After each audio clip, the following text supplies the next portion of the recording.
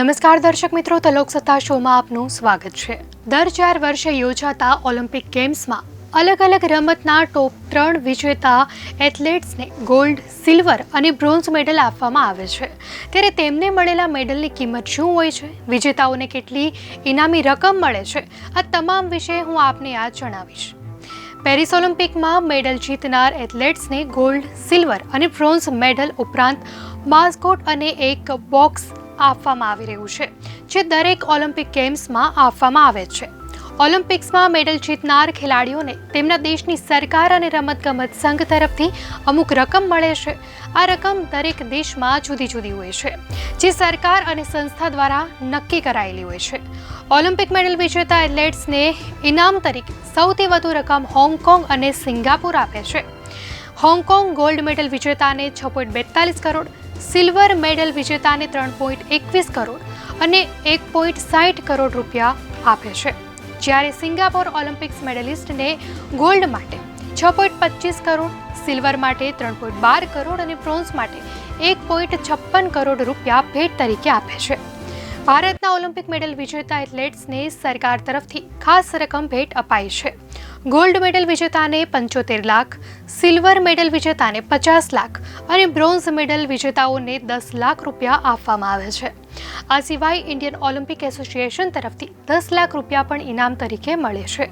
Paris 2024 ઓલિમ્પિક્સની કુલ 32 sports પૈકીની માત્ર 2 boxing અને એથ્લેટિક્સમાં ભાગ લેનારા ખેલાડીઓને જ પુરસ્કાર આપવામાં આવશે। મેક્સિકો ગોલ્ડ મેડલ વિજેતાઓને $1,54,000, સિલ્વર મેડલ વિજેતાઓને $1,03,000 અને બ્રોન્ઝ મેડલ વિજેતાઓને $52,000 ઇનામ આપે છે। બ્રાઝિલના રેબેકા એન્ડ્રેડે આર્ટિસ્ટિક જિમ્નાસ્ટિક્સની ફ્લોર ઇવેન્ટમાં અદ્ભુત પ્રદર્શન કર્યું હતું। તેમને બ્રાઝિલ સરકાર તરફથી લગભગ $65,000 મળશે। ફ્રાન્સમાં દરેક ગોલ્ડ મેડલ વિજેતા માટેની ઇનામી રકમ $80,000 છે, જ્યારે મોરોક્કોના આવા વિજેતાઓને $2 લાખ મળવાની આશા છે। અમેરિકામાં ગોલ્ડ મેડલ વિજેતાઓને લગભગ $37,000 મળે છે। બ્રિટન જેવા અન્ય દેશો પણ છે, જેઓ કોઈ રોકડ ઇનામ આપતા નથી। દેશની ઓલિમ્પિક અને પેરાલિમ્પિક કમિટીના તાજેતરના અભ્યાસમાં જાણવા મળ્યું છે કે વર્તમાન એથ્લીટ્સ પૈકીના 26.5%ની વાર્ષિક કમાણી $15,000થી ઓછી છે।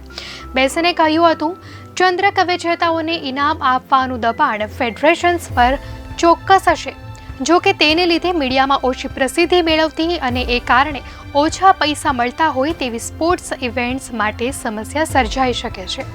બેસને જણાવ્યું હતું, એથ્લેટિક્સ અને ઇન્ટરનેશનલ બોક્સિંગ એ વિશ્વની સર્વોચ્ચ હાઈ પ્રોફાઇલ રમતો છે। તેમણે ભારપૂર્વક જણાવ્યું હતું કે આ 2 એવી સ્પોર્ટ્સ છે જેમાં સ્પોન્સર્સ અને એન્ડોર્સમેન્ટ્સ દ્વારા વધારાનું ભંડોળ મેળવવાનું સરળ હોય છે। પેરિસ 2024 ઓલિમ્પિકના ચેમ્પિયનો કમસે કમ એ વાતનું આશ્વાસન લઈ શકશે કે તેઓ આ વર્ષની ગેમ્સમાં વિજય બનશે તો તેમને ગોલ્ડ મેડલ તો મળશે જ। આ વર્ષના વિજેતાના મેડલમાં 505 ગ્રામ ચાંદી અને 6 ગ્રામ સોનું છે। તેનું કુલ મૂલ્ય $950 છે। અલબત્ત પેરિસ ઓલિમ્પિકના ચેમ્પિયનોની આશા છે કે તેમના વિજયની સ્મૃતિઓ અમૂલ્ય સાબિત થશે। તો દર્શક મિત્રો, અમારી આ માહિતી આપને કેવી લાગી, આપની પ્રતિક્રિયા ચોક્કસથી જણાવશો।